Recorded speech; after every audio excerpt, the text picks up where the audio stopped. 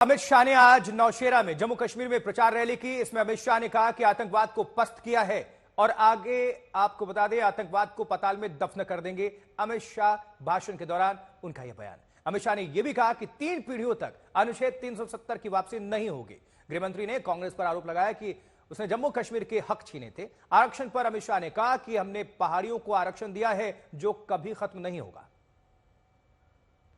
फारूक अब्दुल्ला कहते हैं हम धारा 370 वापिस लाएंगे। अरे अब्दुल्ला साहब, 3 पीढ़ियां चली गई और 3 ला दो। अब धारा 370 कोई वापिस नहीं ला सकता। कांग्रेस एनसी का एजेंडा क्या है? उन्होंने कहा है कि जो आरक्षण दिया गया है गुर्जर, बकरवाल, पहाड़ी, वाल्मीकि, दलित, ओबीसी, ये पूरे आरक्षण पर हम पुनः विचार करेंगे। राहुल गांधी अमेरिका में जाकर कहते हैं अब इनका विकास हो चुका है, इनको आरक्षण की जरूरत नहीं है। राहुल बाबा, आप और उमर उल्टा होकर सीधा हो जाओ, आरक्षण रहेगा रहेगा रहेगा। तो जम्मू में बीजेपी अध्यक्ष जेपी नड्डा ने भी आतंकवाद पर विपक्ष को घेरा है।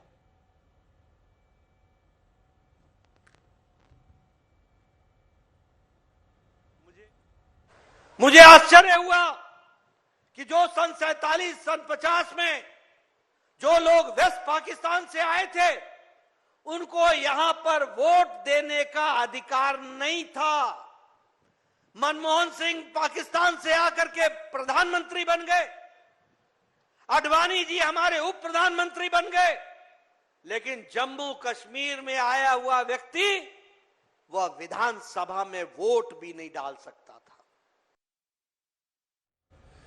जम्मू कश्मीर विधानसभा चुनाव के दूसरे चरण के मतदान के लिए प्रचार की मुहिम में तेजी आई है और जम्मू कश्मीर के पूर्व मुख्यमंत्री उमर अब्दुल्ला ने श्रीनगर की डल झील में शिकारा रैली करके लोगों से वोट की अपील की। उमर अब्दुल्ला ने कहा कि आज दावा यह हो रहा है कि हालात सामान्य हैं, तो फिर पहले दौर में वोटिंग क्यों घटी।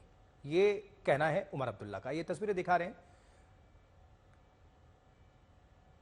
वोटर्स का हैवी टर्नआउट देखने को मिला है, लेकिन अब इतना हैवी नहीं था जितना हम उम्मीद कर रहे थे। अगर आप देखें तो कई सारे ऐसे इलाके हैं जहां 2014 के मुकाबले इस बार कम वोट पड़े। मैं अगर नूराबाद की बात करूं, नूराबाद में जहां 2014 में 80% वोट पड़े थे, इस बार कोई 20% कम पोलिंग हुई है वहां पे। और भी ऐसे इलाके हैं जहां पोलिंग कम हुई है और इसके बारे में मौजूदा हुकूमत को सोचना चाहिए कि आखिरकार ऐसा क्यों कि 2014 में जबकि वो कहते हैं आज सारा कुछ ठीक है, आज बॉयकॉट भी नहीं है, आज खौफ भी नहीं है, इन सब चीज़ों के बावजूद कई सारे ऐसे इलाके हैं जहां 2014 के मुकाबले इस बार टर्नआउट कम रह चुका है। चलिए आज तक संवाददाता अशरफ वानी की वहां से एक रिपोर्ट दिखाते हैं आपको। जम्मू कश्मीर में पहले चरण का मतदान हो चुका है जिसमें रिकॉर्ड तादाद में जो है मतदान हुआ। अब दूसरे चरण का मतदान होना है जिसके लिए प्रचार के लिए मात्र कुछ घंटे ही बचे हैं। सभी राजनीतिक दल इसी जुस्तजू में लगे हैं कि वो किस तरह से ज्यादा लोगों तक पहुंच पाएं।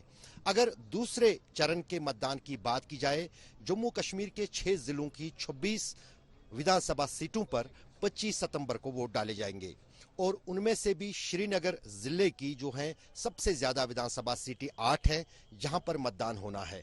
हम इस वक्त श्रीनगर के डल झील में हैं।